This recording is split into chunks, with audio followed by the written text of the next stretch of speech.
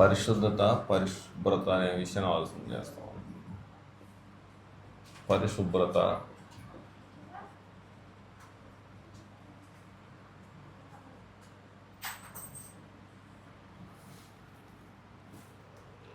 దేవుడు మనిషి నుండి కోరేది పరిశుభ్రత లేక పరిశుద్ధత అనే విషయాన్ని చూడబోతాం. శ్రద్ధగా ఆలోచించేద్దాం.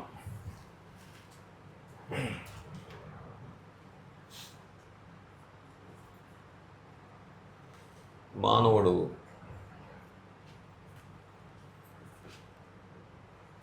ఆత్మ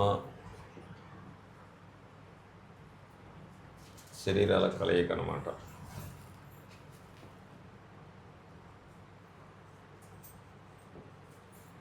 ఆత్మ శరీరాల కలయిక.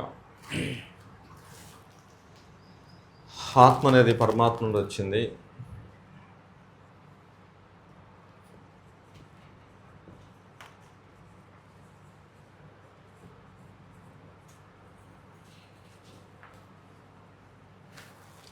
శరీరం అనేది మనం తెలిసినట్టుగానే మట్టి నుంచి వచ్చింది.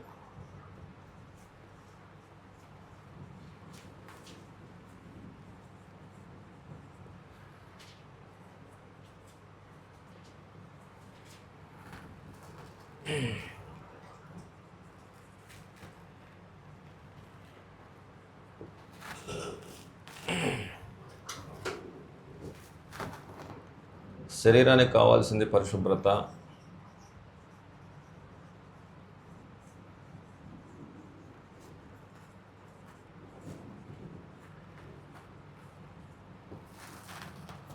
ఆత్మకు కావాల్సింది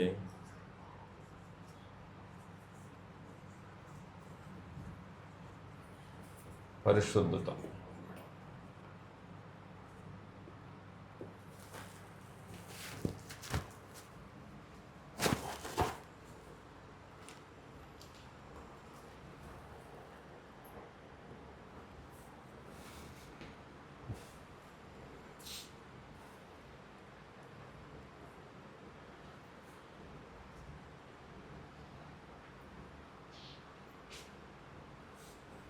రాసుకున్నారండి?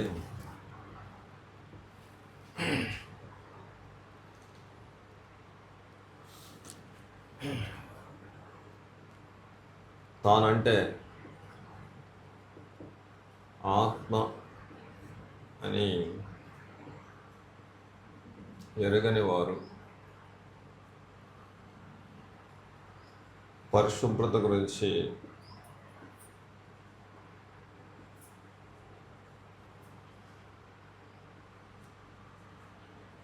ఆలోచిస్తారన్నమాట.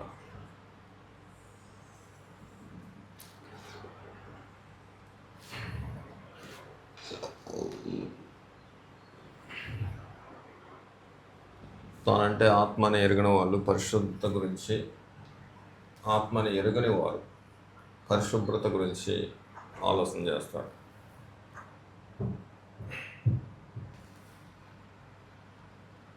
లోకంలో చాలా మతాల వారు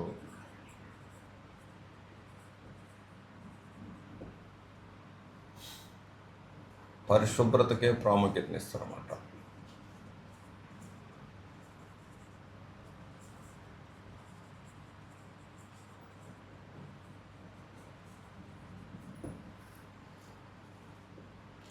ఎందుకంటే వారికి ఆత్మ అంటే తెలియదు కాబట్టి.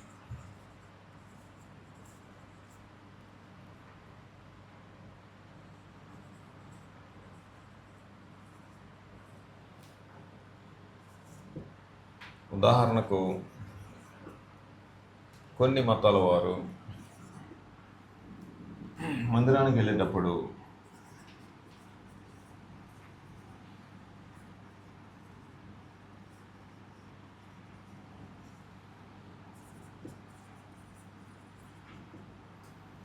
చెవులు, చేతులు, కాళ్ళు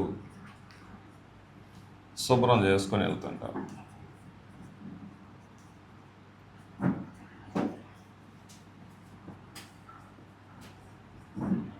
కానీ బయటకు వచ్చాక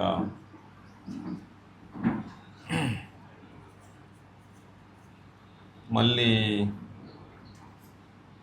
త్రాగుతారు అన్నమాట.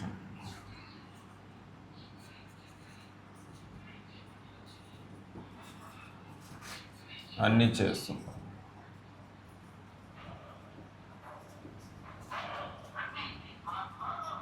మరికొందరు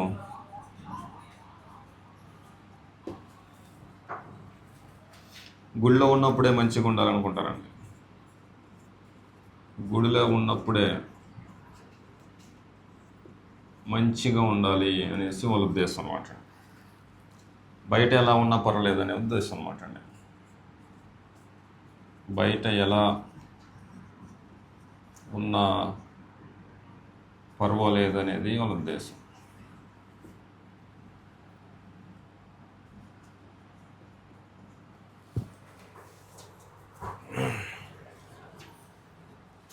మార్కు సువార్త 7వ అధ్యాయం 1వ వచనం. మార్కు సువార్త 7వ అధ్యాయం 1వ వచనం చూడండి.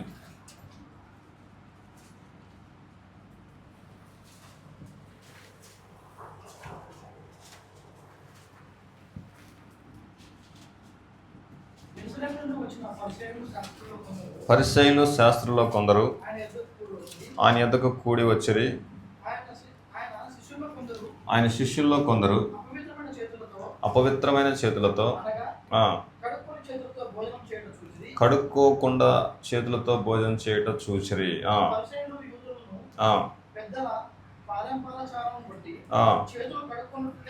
చేతులు కడుక్కుంటేనే కానీ చేయరు.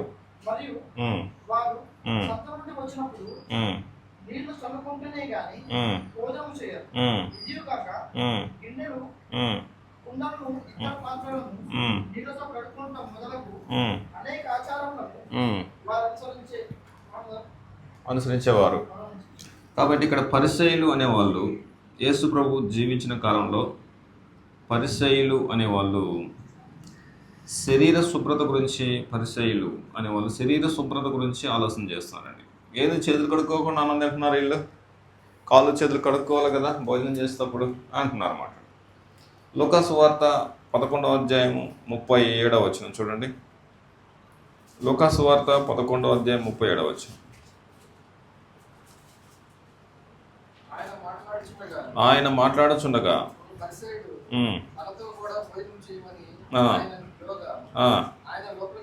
ఆయన లోపలికి వెళ్ళి కూర్చుండెను.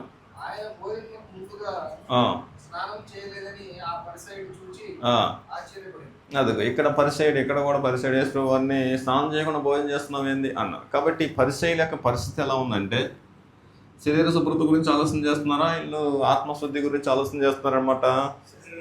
శరీర శుభ్రం చేతులు కడుక్కోకుండా భోజనం చేస్తున్నారేంటి, కనీసం ప్రభువారు బోధకుడు కదా ఆయన స్నానం చేయకుండా భోజనం చేస్తున్నాడు ఏంటి అనేసి శరీర శుభ్రత గురించి ఆలోచన చేస్తున్నారు. మనకు తెలుసు చాలామంది వాళ్ళ మందిరాల్లో పోయేటప్పుడు చేతులు కాళ్ళు చెవులు మెడ నోరు ముక్కు మొత్తం కడుక్కొని పోతారు. బయటకు వచ్చి మళ్ళీ స్త్రీలు తాగుతారు, బయటకు వచ్చి అన్నీ తాగుతారు అన్నమాట కదా. మరి కొంతమంది ఏం చేస్తారు, లోపల ఉన్నప్పుడే మంచిగా ఉండాలి బయట ఎలా ఉన్నా పర్వాలేదు అనేసి చూస్తుంటారు. ఇలా చాలా మతాల వారు పరిశుభ్రతకే ప్రాముఖ్యతనిస్తున్నారు అన్నమాట అండి. పరిశుద్ధత అనేది పెద్ద పట్టింపు లేదు. ఆఖరికి క్రైస్తవులు అనబడుతున్న వారు కూడా క్రైస్తవులు అనబడిన వారు కూడా పాస్టర్లు విశ్వాసులు అనేవాళ్ళు, పాస్టర్స్ విశ్వాసులు అందరూ కూడా పరిశుభ్రతకే చూడటానికి మాత్రం ఉంటారు. కానీ లోపలంతా కూడా యేసుప్రభు వారు అన్నట్టు మీరు సున్నం కొట్టిన సమాధులు లాంటి వారు అనేసి మాట్లాడొచ్చారు అన్నమాట అండి. కాబట్టి దేవుని కృపను బట్టి మనం ఈరోజు వింటున్న వాక్యం ఏంటంటే, చెప్పండి ఒకసారి, దేవుడు మనిషి నుండి కోరేది పరిశుద్ధత పరిశుభ్రత అనే విషయాన్ని ఆలోచన చేస్తున్నాం అన్నమాట.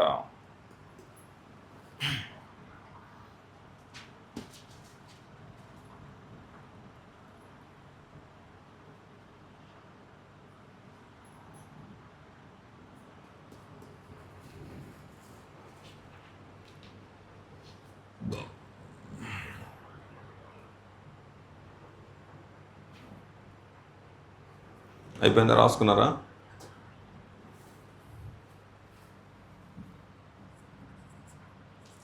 పరమాత్మ అయిన దేవుడు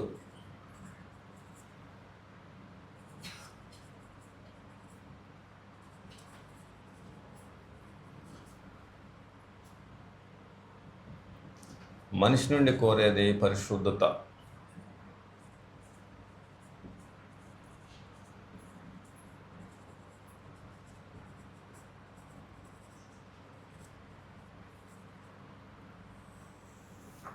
పరమాత్మ అయిన దేవుడు మనిషి నుండి కోరేది పరిశుద్ధత. దేవుడు ఆత్మ.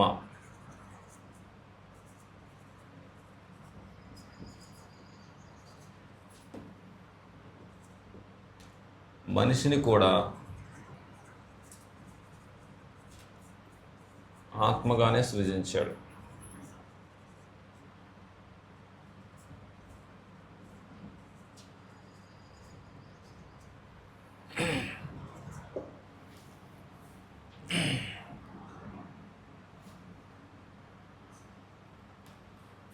ఆత్మ అయిన దేవునికి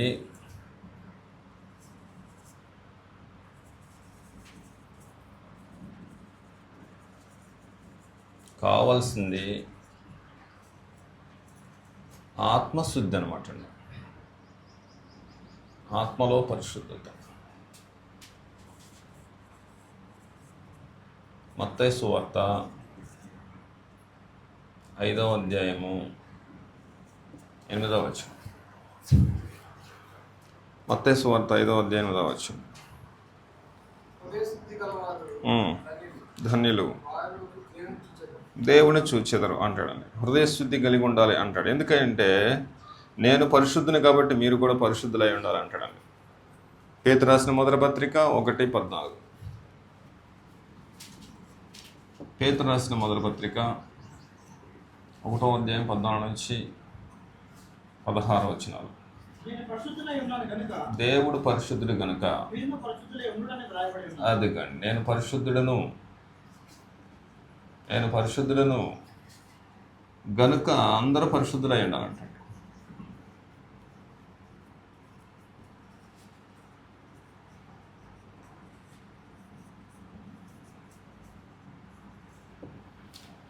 అందుకే దేవుడు ఏమంటాడు? ఆత్మలో కావాల్సిన ఆయనకి పరిశుద్ధ హృదయశుద్ధి అంటాడన్నమాట.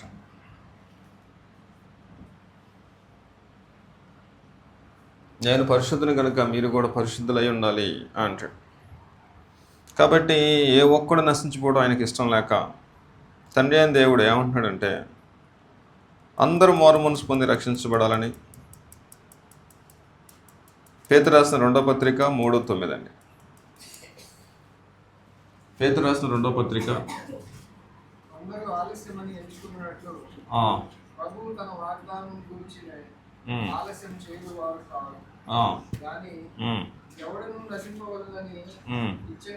ఇచ్చేంపక అందరూ మారు మనసు పొందాలంటండి. అందరూ మారు మనసు పొందాలని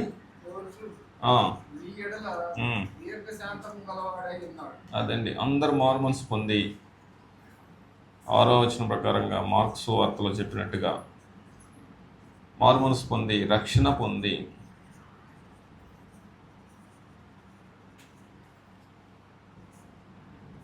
ఎఫెసు పత్రిక 1:4 ప్రకారంగా పరిశుద్ధులు నిర్దోషులుగా ఉండాలని కోరుతున్నాడండి.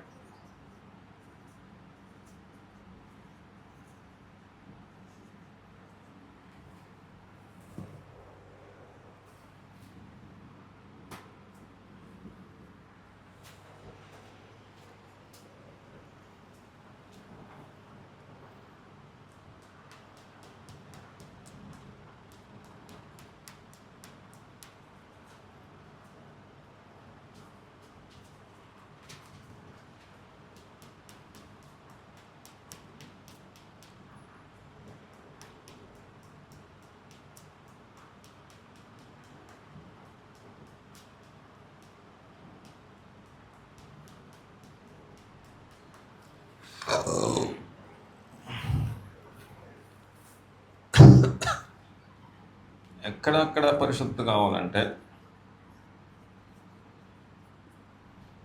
ఆత్మలో పరిశుద్ధత కావాలంట. మత్తయి సువార్త 22:37 హృదయంలో పరిశుద్ధత కావాలంటాడు.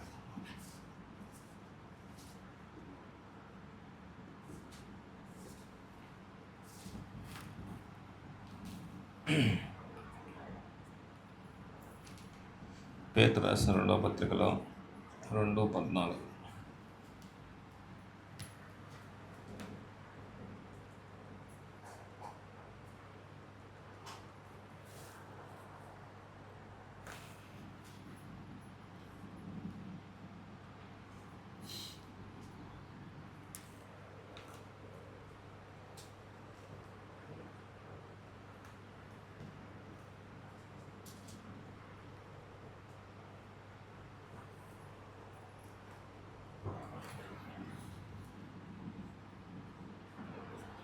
చూడండి. మత్తయి సువార్త 22:37 చదువుతున్నాను ఒకసారి. మత్తయి సువార్త 22:37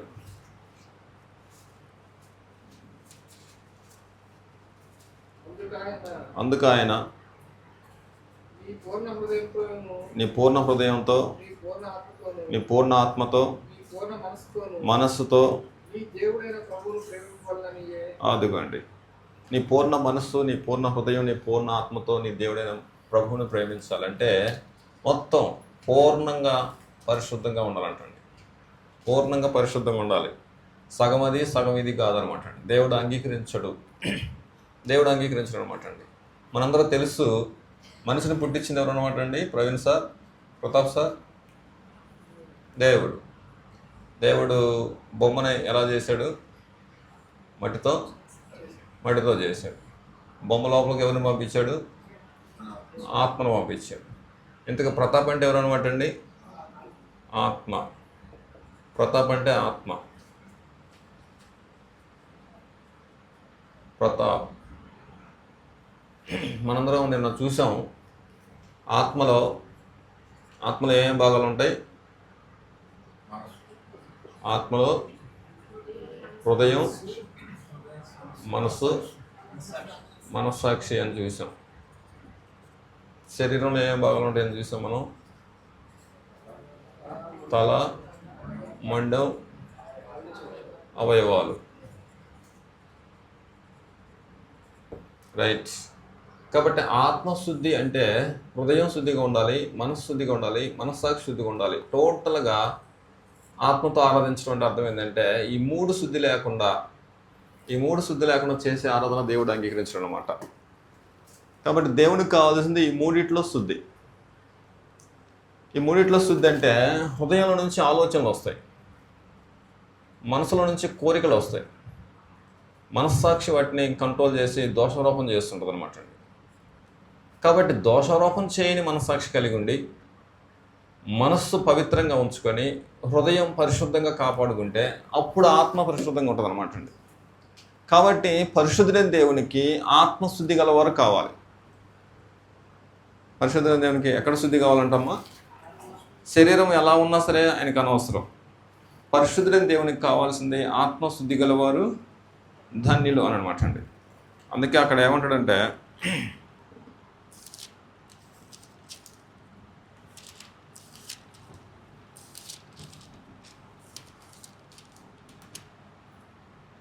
ముప్పై 32వ అధ్యాయం 2వ వచనం, కీర్తన గ్రంథం, కీర్తనలు 32:2 సార్ 1-2 వచనం చూడండి. తన అతిక్రమములకు పరిహారం నొందినవాడు, తన పాపమునకు ప్రాయశ్చిత్తం నొందినవాడు ధన్యుడు. ధన్యుడు. అదిగోండి, ఆత్మలో పరిశుద్ధత కలిగిన వాడు ధన్యుడు, ఆత్మలో కపటం లేనివాడు ధన్యుడు. కాబట్టి దేవుడికి కావాల్సింది శరీరం పైరూపం కాదు, ఆత్మ. దేవుడు అంతరంగాన్ని చూస్తాడు, పైరూపాన్ని చూడ. దేవుడు పైరూపాన్ని పట్టించుకోడు అనమాట అండి. మనందరూ తెలిసినట్టుగానే దావీదు విషయం దేవుడు ఏమంటాడంటే, మనుషులు పైరూపాన్ని చూస్తారు, దేవుడు ఎక్కడ చూస్తారంటండి? అంతరంగాన్ని చూస్తాడు. కాబట్టి అంతరంగాన్ని చూసి అంగీకరించే దేవుడేనా ఎవరన్నమాట? సిననా ఎక్కడ చూసి అంగీకరిస్తాడు? అంతరంగాన్ని చూసి అంగీకరిస్తాడు. మంచిగా తెల్ల సొక్క తెల్ల ప్యాంట్ వేసుకొని నీట్గా మనిషి శుభ్రంగా ఉన్నంత మాత్రం చేత దేవుడు ఇతను మంచోడలే అనేసి అంగీకరించే అవకాశమే లేదు. దేవుడు అప్పుడప్పుడు అంటుంటారు మన వాళ్ళు, ఏమంటారంటే ఆవులిస్తే పేగులు లెక్క పెడతారు అంటుంటారు ఎవరినో మనుషుల గురించి. మనుషులు ఆవులిస్తే పేగులు లెక్క పెడతారో లేదో తెలియదు, కానీ దేవుడు మాత్రం నిన్ను చూడకుండానే నీ బయోడేటా మొత్తం తీస్తారన్నమాట. టోటల్గా నీ పిక్చర్ అంతా ఆయనకు తెలుసు అనమాట. నువ్వు శుద్ధుడువా పరిశుద్ధుడువా, టోటల్గా నీకు ఎక్కడ లోపం ఉంది, ఎక్కడ ప్రాబ్లం ఉంది, ఎక్కడ పాపం జరుగుతుంది మొత్తం తెలుసు అనమాట. బైబిల్ గ్రంథం ఏం చెప్పుద్దంటే, యోబు గ్రంథం 12వ అధ్యాయము, యోబు గ్రంథం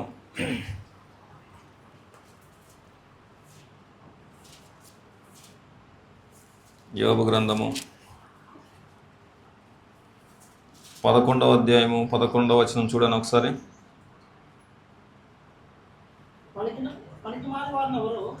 తీసారా? కొంచెం అందరూ తీసారండి. యోబు గ్రంథం 11వ అధ్యాయం 11వ వచనం.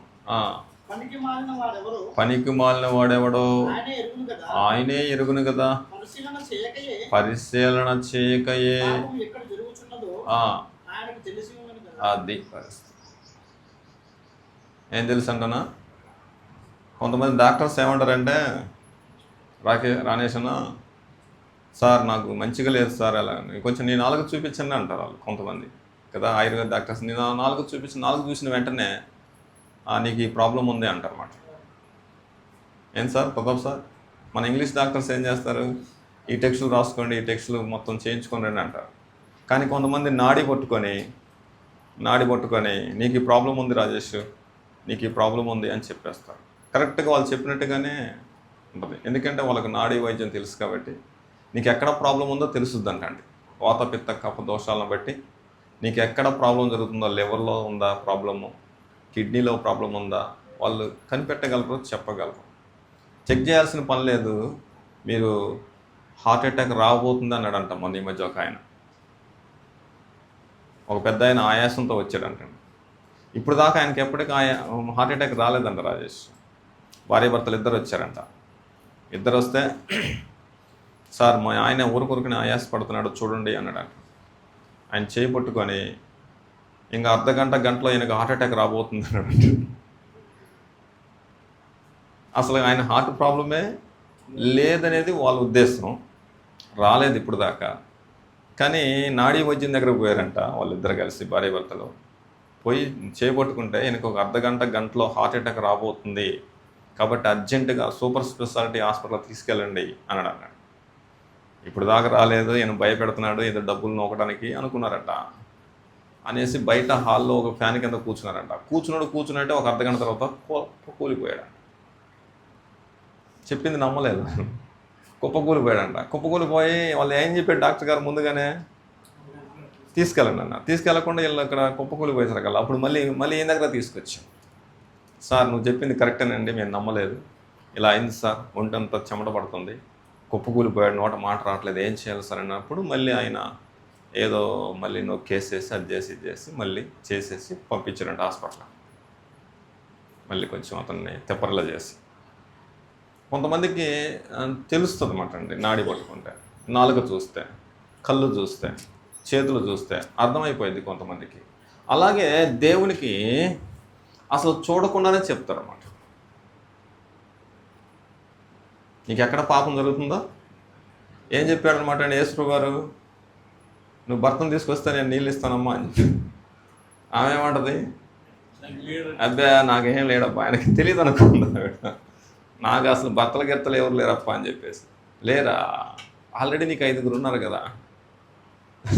ఆమె గుండె పగిలిపోయింది బాబు, గుండె పగిలిపోయి అక్కడే కుప్పకూలిపోయింది. కాబట్టి అసలు ఈయనకు పరిశీలన చేయాల్సిన పని లేదు. గిఫ్టీ పరిశీలన చేయకుండానే నేను చూస్తే నీకు ఎక్కడ ప్రాబ్లం ఉందో చెప్తాడు, నీ మైండ్లో ప్రాబ్లం ఉందా, పాపం ఎక్కడ జరుగుతుందో చెప్తాడు అనమాట. కాబట్టి దేవునికి కావాల్సింది ఆత్మశుద్ధి. దేవుడు ఎలాంటివాడంట, దేవుడు పరిశుద్ధుడు. దేవుడు పరిశుద్ధుడు, ఎక్కడ రాశాను నేను, దేవుడు పరిశుద్ధుడు. పరిశుద్ధుడైన దేవుడికి కావాల్సింది ఏంటనమాట అండి? పరిశుద్ధత. నేను పరిశుద్ధుని కాబట్టి మీరు కూడా పరిశుద్ధులై ఉండండి అంటున్నమాట అండి. ఎక్కడెక్కడ పరిశుద్ధత కలిగి ఉండాలంట? అక్కడ ఏమంటాడంటే 16వ వచనం చూడండి ఒకసారి. 16వ వచనం, పేతురు రాసిన మొదటి పత్రిక 1:16. పేతురు రాసిన మొదటి పత్రిక 1:16. నేను పరిశుద్ధునై ఉన్నాను గనుక మీరును పరిశుద్ధులై ఉండుడని అదిగో రాయబడి ఉన్నది. తర్వాత చూడండి బ్రదర్, కిందేం లేదా?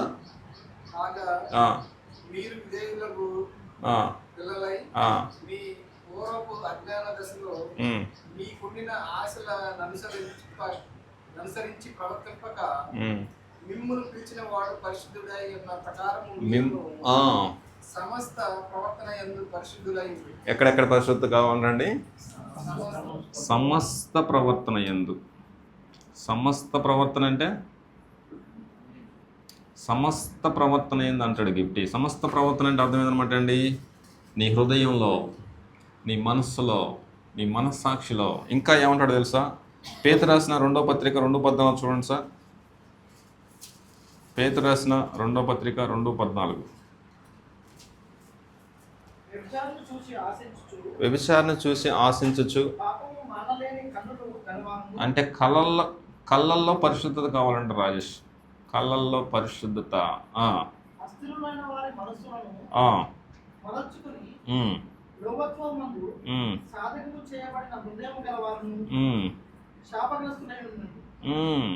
కళలో పరిశుద్ధత, కళ్ళల్లో పరిశుద్ధత, చేతుల్లో పరిశుద్ధత, చేతులలో పరిశుద్ధత, సమస్త ప్రవర్తనలో పరిశుద్ధత అనమాట అండి. ఇంకా అసలు ఎక్కడ టోటల్గా ఎటు చూడండి, బొమ్మ అరికాలు మొదలుకొని రెండెత్తి వరకు కూడా ఏం కావాలంటే ఆయనకు పరిశుద్ధత. పరిశుద్ధతే కావాలి. అది పరిస్థితి. కాబట్టి మనం ముందుగా చెప్పుకున్నట్టుగా ఒకసారి చెప్పండి సన్నీ, ఈరోజు ఉన్న పాఠం మీరు చెప్పండి ఒకసారి. పరిశుభ్రత, పరిశుద్ధత అనేది చూస్తున్నాం మనం. లోకంలో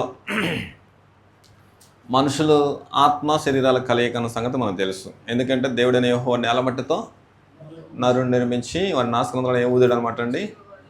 కాబట్టి మనిషి అంటే ఎవరు అనమాట? గిఫ్టీ ఆత్మ. ఆత్మ అయిన మనిషి ఎక్కడున్నాడు ఇప్పుడు?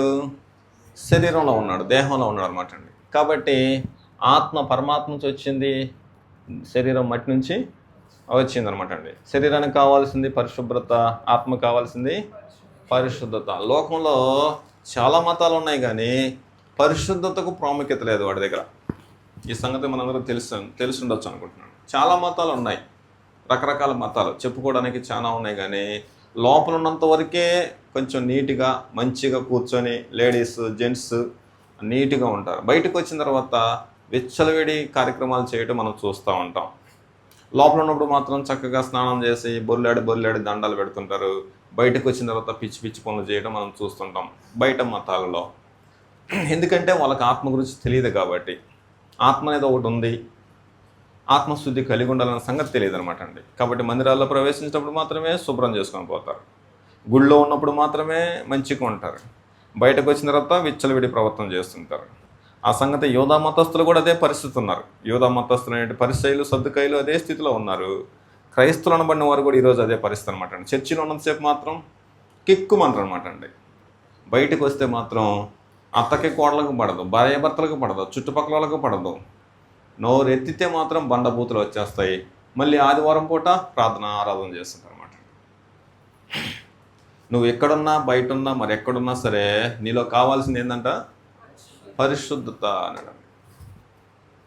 దేవుడు ఎక్కడ ఉంటాడు సార్? ఇక్కడే ఉంటాడా? అంతటా ఉంటాడండి? అంతటా ఉంటాడా?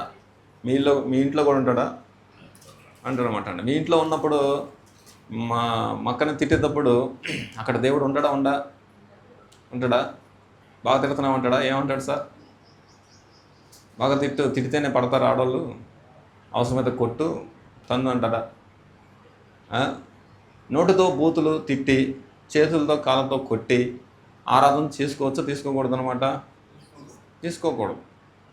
ఆ బైబిల్ గ్రంథం ఏం చెప్పుద్ది? మీ నోటితో బూతులైనను పోకిరి సరస్వక్తులైనను పలకకూడదు అన్నాడు. బాప్తిసం తీసుకున్న తర్వాత ఇప్పుడన్నా పలికేమో పలకలేదా? ప్రతాప్ సార్ పలికేది రోజు అయ్యానంటావా? ఆ మనిషికి అసలు నోటుకుంటా అవి రాబట్టుకుంది. ఏం సార్ రావా మీకు?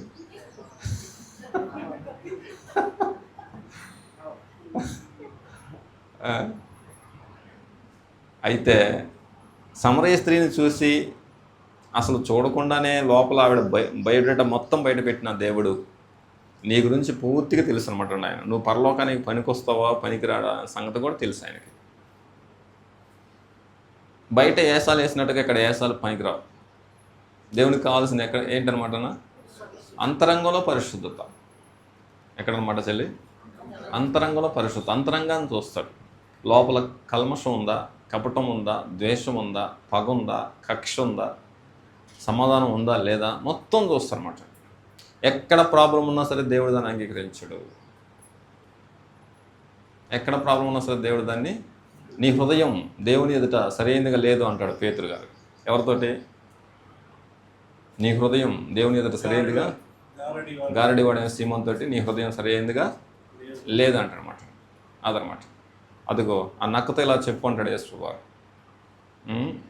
కాబట్టి అసలు ఆయనకి ఎవరిని చూడాల్సిన పని లేదన్నా. నీ పుట్టు పూర్వోత్తరాలు మొత్తం చెప్పేస్తారన్నమాట అండి. తెల్ల సొక్క తెల్ల ప్యాంట్ వేసుకున్నాను, స్టేజ్ ఎక్కాను, ప్రసంగం చేస్తున్నాను, మంచిదేనప్పా. అసలు నువ్వు పనికొస్తావా పనికిరావడం సంగతి నీకు తెలుసు, ఆయనకి తెలుసు. నాటకం ఆడాల్సిన పని లేదు.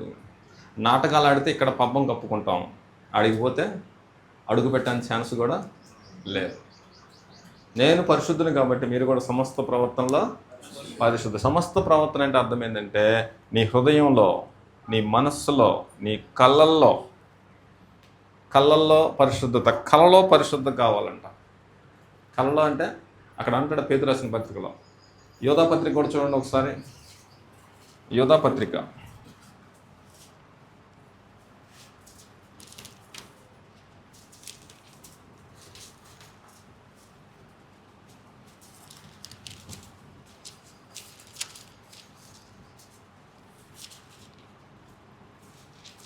యోధా పత్రిక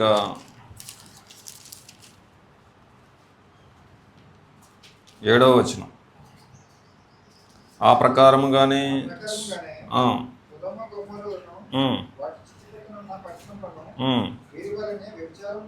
వ్యభిచారం చేయొచ్చు, శరీరానుసారులై ఉంచబడిన అటువలనే వీరుడు కలలు కనుచు, అంటే కలలకని కూడా శరీరాన్ని అపవిత్రపరచుకుంటారట.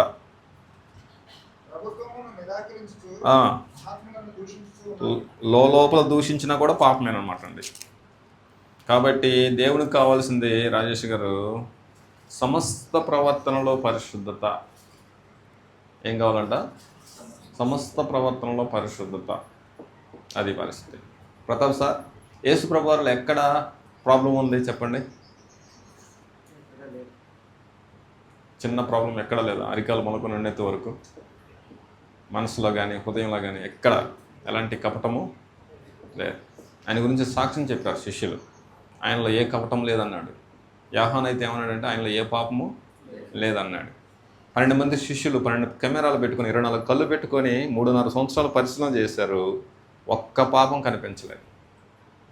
ఒకరు కాదు, ఇద్దరు కాదు, 12 మంది శిష్యులు 24 కళ్ళు పెట్టుకొని 3.5 సంవత్సరాలు చూస్తే ఆయనలో ఒక్క పాపము కనపడలేదు. 4 రోజులు నీతో పాటు నేను తిరిగాను అనుకోండి, నా బయట మొత్తం నీకు తెలుస్తుంది. కుళ్ళు ఉందా, ద్వేషం ఉందా, పగ ఉందా అనేసి. కాబట్టి యేసుప్రభు ప్రపంచాన్ని సవాల్ చేశాడు. నాలో పాపం ఉందని మీలో ఎవడు చూపించగలడు అనేసి. ఎవడన్నా ఒకటి చూపించండి అన్నాడు. ఆ విధంగా చెప్పగలిగిన దమ్ము ప్రపంచంలో ఎవరికి లేదు. ఆ పరిశుద్ధుడైన యేసుప్రభు ఏమంటాడంటే, నేను పరిశుద్ధుని కాబట్టి మీరును ఎన్ని ప్రవర్తనలో, నేను పరిశుద్ధుని కాబట్టే పరలోకానికి వెళ్ళాను, మీరు పరిశుద్ధులైతేనే, లేకపోతే బైబిల్ గ్రంథం ఏం చెప్పుద్ది తెలుసా? యెషయా గ్రంథం, అపవిత్రులు పోకూడని మార్గం అంటాడండి. ఆ మార్గం అపవిత్రులు పోకుండా మార్గం అంటాడు. 35వ అధ్యాయం 9వ వచనం చూడండి. యెషయా గ్రంథం 35వ అధ్యాయం 7 నుంచి చదవండి సార్.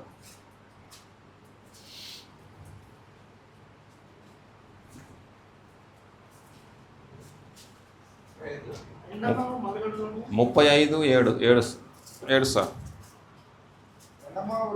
ఎండమావులను మడుగులను ఎండిన భూమిలో నీటి బుగ్గలు ఉంటున్నాయి. ఆ, ఉమ్, నక్కలు పండుతున్న వాటి ఉమ్, ఉనికిపట్టులో ఉమ్, జమ్మును ఉమ్, దొంగగడ్డియు ఉమ్, మేతయు పుట్టును. ఉమ్, అక్కడ దారిగానున్న ఉమ్, రాజమార్గం ఏర్పడును. ఏర్పడును. అది పరిశుద్ధ మార్గం అనబడును. ఉమ్. అది అపవిత్రులు పోకూడని మార్గం. అసలు అపవిత్రులు అడుగు పెట్టని కూడనే మార్గం అంటండి, పోకూడని మార్గం. ప్రకటన గ్రంథం 21వ అధ్యాయం 27వ వచనం చూడనా. ప్రకటన 21:27. గొర్రెపిల్ల యొక్క గొర్రె- జీవగ్రంథమందు ఆ, రాయబడిన వారే దానిలో ప్రవేశింతురు గాని దానిలో అంటే పరలోకంలో ప్రవేశిస్తారు కానీ నిషిద్ధమైనదేదైనను నిషిద్ధమైనది ఏదైనను అసహ్యమైన దానిని అబద్ధమైన దానిని జరిగించు జరిగించువాడు ఎవడైనను దానిలోనికి ప్రవేశింపడు. అదేంటి పరిస్థితి. అసలు అడుగు పెట్టే ఛాన్సే లేదు, అడుగు పెట్టే ఛాన్సే లేదు. సన్నీ అడుగు పెట్టే అవకాశమే. మరి మన పరిస్థితి ఏందనమాట ఇప్పుడు?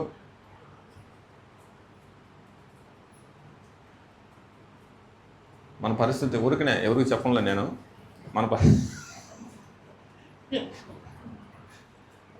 మన పరిస్థితి ఏంది? ప్రతాపన తర్వాత దాని ఇంకా ఉంది అవతల. మన పరిస్థితి ఏంటి మరి? ఎక్క అవతలకా యువతలకా అదే నా పరిస్థితి. ఆలోచన చేయండి. చెప్పండి పాఠం పేరు. కాబట్టి కొన్ని మతాల వాళ్ళకి తెలియక పరిశుభ్రత గురించి ఆలోచన చేస్తున్నారు. క్రిస్టియానిటీలో కూడా ఇలాగే ఉన్నారు కొంతమంది. కానీ దేవునికి కావాల్సింది పరిశుద్ధత. దేవుని మనసెరిగి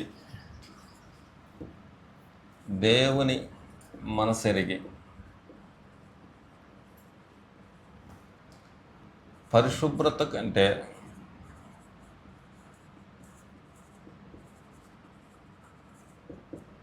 పరిశుద్ధతకు ప్రాముఖ్యతనిచ్చిన వారు.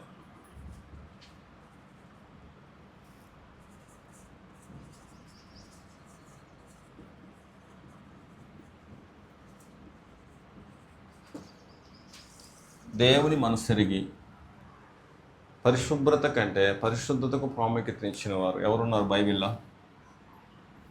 చెప్పండి.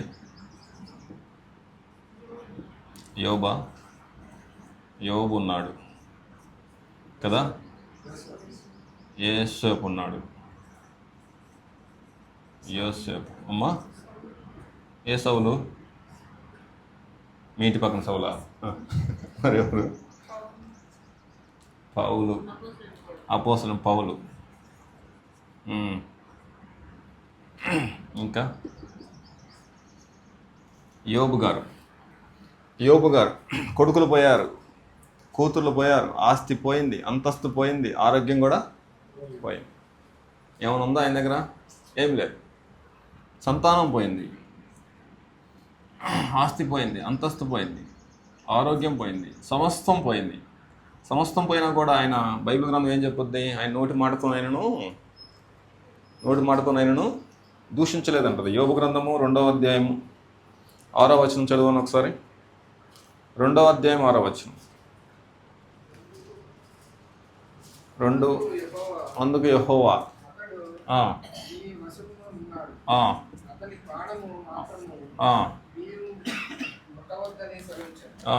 కాబట్టి అపవాది యెహోవా సన్నిధి నుండి బయలువెళ్ళి అరికాలు మొదలుకొని నడినెత్తి వరకు బాధగలు రూపులతో అతడు ఒళ్ళు దోపుకుంటనే చిల్ల పెంకు తీసుకొని గూడులో కూర్చుండగా అతని భార్య వచ్చి నీవు ఇంకా యథార్థతలో వదలగా దేవుని దూషించి మరణం పొందను. అందుకతడు ఊరుకు మూర్ఖురాలు ఉమ్, మాట్లాడినట్లు ఉమ్. మాట్లాడుతున్నావు. మూర్ఖురాలు మాట్లాడుతున్నావు. మనము దేవుని వలన మేలు అనుభవించుకున్న ఆ, కీడును మనము ఉమ్. అనుభవింపగలదా ఉమ్, అనేను. ఉమ్, ఆ సంగతుల్లో ఉమ్. ఏ విషయం నందును యోబు ఉమ్. నోటి మాటతోనైనను నో- పాపం చేయలేదు. నోటి మాటతోనైనను అదిగోండి శరీరం అంతా కుళ్ళిపోతున్నా సరే యోబు గారు కనీసం ఆత్మకు పాపం అంటకుండా తను భద్రం చేసుకున్నాడు. అవునా కదా సీనన్న కదా? ఇప్పుడు ఎంతమంది పిల్లలు పోయారు ఆయనకి? సుమారుగా అమ్మ 10 మంది, 7 కుమారులు, 3 కూతుర్లు. అంతమంది చచ్చిపోతే ప్రతాప్ సార్ మన పరిస్థితి ఎలా ఉంటుంది? అసలు ప్రార్థన చేస్తామా చేయమా? ప్రార్థనకు వస్తామా రామా? రాకపోగా ఏం చేస్తాం అనమాట అండి. ఆ దేవుడు దుర్మార్గుడు, ఆ దేవుడు ఇలాంటివాడు అలాంటివాడు, అసలు ఆయన కనికరం లేదు, జాలి లేదు. ఏనా సీనన్న అంతేనా మాట్లాడేది? బండబూతులు తిడతాం, కానీ నోటి మాటతో ఆయనను పాపం చేయలేదు. ఆస్తి పోయింది, అంతస్తు పోయింది, ఆరోగ్యం కూడా పోయింది. ఒళ్ళంతా చీకు పెట్టి బూడిదలో కూర్చొని గోక్కుంటున్నాడు. గోక్కున్న టైంలో చివరికి తన సొంత భార్య కూడా దూషిస్తూ ఉంది. అయినా సరే ఆమెను కూడా భర్తకు లోకి ఎవరు అన్నమాటమ్మా సునీత? భర్తకు లోకి ఎవరు? భార్య కదా. యోబు గారికి సొంత భార్య వచ్చేసి ఆయన దూషిస్తుంటే మరి మోసుగా పిచ్చిదానా అన్నాడా? లేకపోతే ఏమన్నాడు? అక్కడ కూడా పాపం చేశారా చేయలేదా? చూడండి దేవుడు ఏం స్టేట్మెంట్ ఇస్తున్నాడంటే అసలు నోటి మాటతో అయిన పాపము అదండి. కాబట్టి ఈయన ఏమి కాపాడుకున్నాడైనా? పరిశుభ్రత కాపాడుకున్నాడా? పరిశుద్ధత కాపాడుకున్నాడైనా? ఒళ్ళంతా కుళ్ళిపోయినా సరే నా ఆత్మకు మాత్రం పాపం అంటకూడదు అనుకున్నాడు. అది పరిస్థితి. కాబట్టి దేవుని మనసరిగి ఈయన ఏం చేశాడంటే అసలు ఏది ఉన్నా లేకపోయినా నా ఆత్మలో పాపం ఉండకూడదు, ఆత్మశుద్ధిగా ఉంటే చాలు నాకు అనే దాని మీద దృష్టి పెట్టాడు, దాన్ని కాపాడుకున్నాడు. అది చూసిన దేవుడు తిరిగి మరలా ఆయనకు రెట్టింపు ఆశీర్వాదము ఇచ్చాడు. యేసోబు గారిని ఆ అమ్మాయి మాటి మాటికి ఇబ్బంది పెడుతుంటే ఈయన మనసులోనైనా కనీసం చేతులతో అయినా ముట్టుకోవడానికి ప్రయత్నం చేసినా చేయలేదా? అసలు ముట్టుకోవడానికి ప్రయత్నమే చేయలేదు. తిమోతి పత్రికలు ఏమంటాడు? ఇటు చూడండి నాకెళ్ళి. తిమోతి పత్రికలు ఏమంటాడు అనమాట బైబిల్లో? వ్యభిచారానికి దూరంగా పారిపోండి అంటాడు. ఇక్కడ కొత్త నిబంధన ఆజ్ఞది, కానీ పాత నిబంధనలోనే యోసేపు గారు చూపించారు దాన్ని. మా పారిపోయాడా ఉన్నాడమ్మా? పారిపోయాడు. నీకు ఒక నమస్కారం తల్లి, నిన్ను ముట్టుకునే హక్కు నాకు లేదనేసి అక్కడే వదిలేసేసి వెళ్ళిపోయాడు అనమాట. ఆ రోజుల్లోనే అంటే దేవుడు అంటే పరిశుద్ధుల సంగతి తిరిగిన వాళ్ళు అసలు ఏ కాలంలో కూడా పాపం చేయలేరు అనమాట. బోయేజ్ ఏం చేశాడు? చెల్లి పక్కకు వచ్చి ఒక అమ్మాయి వచ్చేసి పడుకున్నప్పుడు కనీసం ముట్టాడా? కనీసం నోటి మాటపోయినా సరే చెడిపోయిందని వచ్చి నా పక్కన పడుకున్నావే అన్నాడా? అనలేదా? మాటలో కూడా ఏం మాట్లాడాడనమాట? నా కుమారి, ఎవరు నువ్వు? ఎందుకు నా పక్కన వచ్చి పడుకున్నావు? నువ్వు వెళ్ళమ్మా ఇంటికి, తర్వాత నేను రేపు ఉదయం దీని గురించి ఆలోచన చేస్తానంటాడు. నోటి మాటలో పరిశుద్ధత, చూపులో పరిశుద్ధత, ప్రవర్తనలో పరిశుద్ధత. బోయేజ్ టోటల్గా దేనికి ప్రాముఖ్యతనిచ్చాడన్నా? పరిశుద్ధతకి ప్రాముఖ్యతనిచ్చాడు అనమాట. పరిశుద్ధతకి ప్రాముఖ్యతనిచ్చాడు బోయేజ్. రూతు గ్రంథం 3వ అధ్యాయం అదండి పరిస్థితి.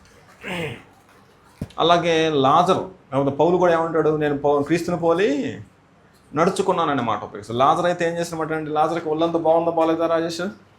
ఏం బాగాలేదు. కుక్కలు వచ్చేసి కుక్కలు వచ్చేసి నాకుతున్నాయి, ఈగలు వచ్చేసి ముసురుతున్నాయి, చుట్టుపక్కల ఎవరైనా ఆదరిస్తున్నారు అతన్ని? కంపు కొట్టిపోతుంది. ఒళ్ళంతా కంపు కొట్టి చీకు పెట్టిపోతుంటే ఆత్మ మాత్రం ఎలా ఉందన్నమాట రానేషన? పరిశుభ్రంగా ఉంది. ఆత్మ పరిశుద్ధంగా ఉంది. కాబట్టి ఈయన ఎక్కడ పోయాడు? లాజరు కూడా చనిపోయాను. అప్పుడు అతడు దేవదూతలు వచ్చేసి అబ్రహాము అనుకోవడానికి పరిశుద్ధత ఉంటే తీసుకుపోయారా, పరిశుద్ధ లేకపోతే తీసుకుపోయారన్నమాట అండి. ఒళ్ళు ఎలా ఉంది? చండాలంగా ఉంది. కానీ ఆత్మ ఎలా ఉంది? కాబట్టి దేవుని ఎరిగిన వాళ్ళు, దేవుని ప్రేమించిన వాళ్ళు, దేవుడు అంటే ఇష్టం ఉన్న వాళ్ళు కాపాడుకునేది అంటే పరిశుద్ధత. అసలు పరిశుభ్రతకు ప్రాముఖ్యతనివ్వరు అనమాట. పరిశుభ్రతకు ప్రాముఖ్యతనివ్వరు. ఈయన ఏదో పెద్ద పాస్టర్ అంట, అసలు మంచి డ్రెస్ వేసుకోవడం ఎప్పుడు ఇదంతా ఎందుకు? మనకు కావాల్సింది ఏందనమాట అండి, ఎక్కడికి వచ్చాం ఇప్పుడు? ఆరాధనకు వచ్చాం. ఎవరిని ఆరాధించడానికి వచ్చాం? ఈ డ్రెస్తో మనకేం పని? ఈయనకి 30 సంవత్సరాలు 40 సంవత్సరాలు సీనియారిటీ అంట, అసలు చూడటానికి పాస్టర్ లాగానే ఉండడు. ఇదంతా ఎందుకన్నా మనకి? వాక్యం బాగానే చెబుతాడు కానీ ప్యాంటు సొక్కా సరిగ్గా ఉండదు ఆయనకి. ప్యాంటు సొక్కా నీకు ఎందుకంటే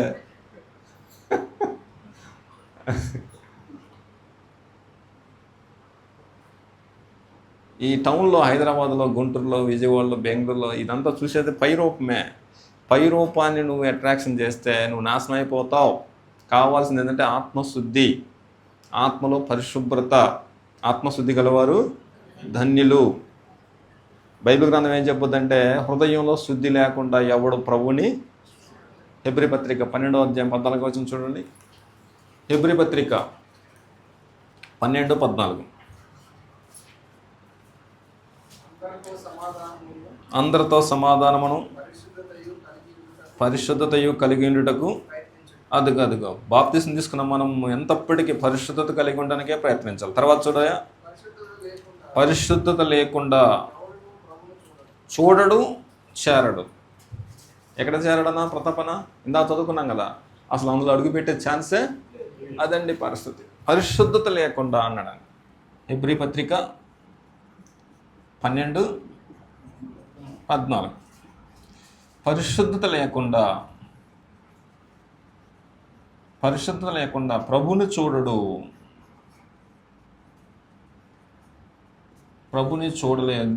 చూడలేడు, పరలోకం చేరలేడు అనమాట.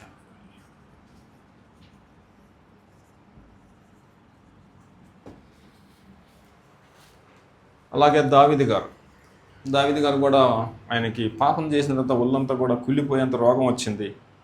రోగం వచ్చిన తర్వాత దావీదు గారు కూడా దేనికి ప్రాముఖ్యతనిచ్చాడంటే పరిశుద్ధతకే ప్రాముఖ్యతనిచ్చాడు. పాపం అంతా ఒప్పేసుకొని తన ఒళ్ళంతా చీకపెట్టిపోతున్నా సరే దేవుడు ఏమంటాడన్నా యేసుబాబు దావీదు గారి గురించి? దావీదు నా ఇష్టానుసారుడు అన్నాడు. ఇంకో మాటలు ఏమన్నాడంటే సీనన్న, ఆ ఒక్క విషయంలో తప్ప అన్నాడండి. ఆ ఒక్క విషయంలో తప్ప మిగతా అన్ని విషయంలో దావీదు దేవునికి ఇష్టంగా జీవించిన మాట స్టేట్మెంట్ ఇస్తాడు దేవుడే. అక్కడ పొరపాటు జరిగింది, అయిపోయింది. ఇంకా మిగతా విషయాలు ఎక్కడ పొరపాటు జరగలేదు అంటాడు. అక్కడ నుంచి తేరుకున్నాక రాజేష్ గారు ఇంకా అసలు పాపాన్ని అంటనీయలేదంట దావీదు. ఆ సంగతి దేవుడే స్టేట్మెంట్ ఇస్తాడు. అపోస్తలుల కార్యం 13వ అధ్యాయం 22వ వచనం. అపోస్తలుల కార్యములు 13వ అధ్యాయము 22వ వచనం. తర్వాత అతను తొలగించి దావీదును వారికి రాజుగా ఏర్పరిచాడు. దావీదును కనుగొంటిని. అదిగోండి, అదండి పరిస్థితి. అతడు నా ఇష్టానుసారుడైన మనుష్యుడు, అతడు నా ఉద్దేశాలన్నీ నెరవేర్చను. రాజులు రాసిన మొదటి గ్రంథము 15వ అధ్యాయం 4వ వచనం. రాజులు రాసిన మొదటి గ్రంథము 15వ అధ్యాయం 4వ వచనం.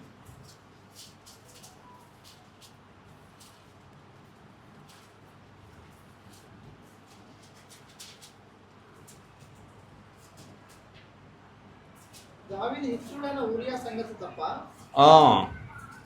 తన జీవితంలో అన్నీ యథార్థంగా నడుచుకున్నాడు. అదండి పరిస్థితి. అక్కడ తప్ప అనడాన్ని,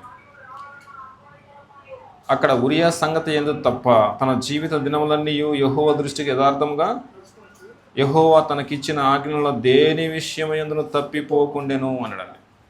ఎక్కడ తప్పిపోలేదంటాడు. అంత పవిత్రంగా జీవించాడు దావీదు గారు. ఎక్కడ వచ్చినది? రాజులు రాసిన 15వ అధ్యాయము 4వ వచనం. అదండి పరిస్థితి. ఈరోజున్న పాఠం పేరు చెప్పడమ్మా. గిఫ్ట్ దేవుడు మనిషి నుండి కోరేది పరిశుభ్రత. లోకంలో మతాలు దేనికి ప్రాముఖ్యతను ఇస్తారు, కానీ దేవుడు కోరేది ఏంటనమాట? పరిశుద్ధత. దేవుడు ఎలాంటి వాడు అనమాట అండి. కాబట్టి మిగతా వాళ్ళ గురించి మనకు అనవసరం, కానీ మన దేవుడు మాత్రం పరిశుద్ధుడు. అసలు ఒక్క పాపం లేనివాడు. ఎటు పెట్టి చూసినా సరే ఆయనలో ఎలాంటి దోషం కనపడదు అనమాట అండి. అలాంటి దోషం లేనటువంటి పరిశుద్ధునికి, పవిత్రుడికి కావాల్సిందంటే పరిశుద్ధత. నేను పరిశుద్ధుని కాబట్టి మీరు కూడా సమస్త ప్రవర్తన యందు పరిశుద్ధులై ఉండాలి. హృదయంలో పరిశుద్ధత, మనసులో పరిశుద్ధత, మనస్సాక్షిలో పరిశుద్ధత, కళ్ళల్లో పరిశుద్ధత, కళ్ళలో పరిశుద్ధత, చేతిలో పరిశుద్ధత, టోటల్గా నీ దేహం సంపూర్ణంగా పరిశుద్ధంగా సమర్పించాలంటండి. కాబట్టి ఆ సంగతి తెలియనటువంటి చాలామంది భక్తులు బైబిల్లో ఆడవాళ్ళు మగోళ్ళు పరిశుద్ధతకు పెద్దపీట వేశారు, పరిశుద్ధతని కాపాడుకున్నారు. కొంతమంది తిరిగి ఆశీర్వాదం పొందుకున్నారు, కొంతమంది అయితే తిరిగి పరదేశికి ప్రవేశించారు. అయితే ఇంతకీ మనము పరిశుభ్రతకు ప్రాముఖ్యత ఇస్తున్నామా, పరిశుద్ధతకి ఇస్తున్నామా? డైలీ మన నిజ జీవితంలో మనం పరిశుద్ధతగా ప్రాముఖ్యతనిచ్చేది పరిశుభ్రంగా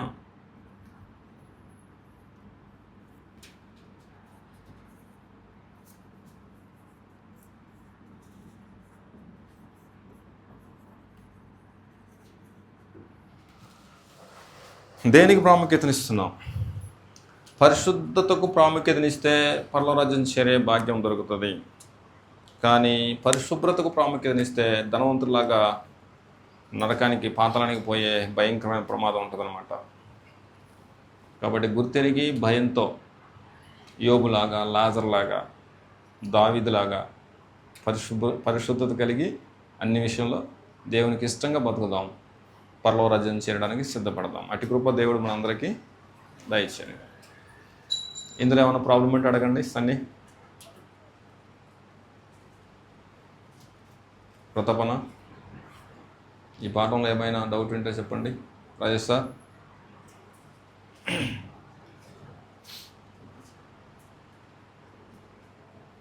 ఏం లేదా?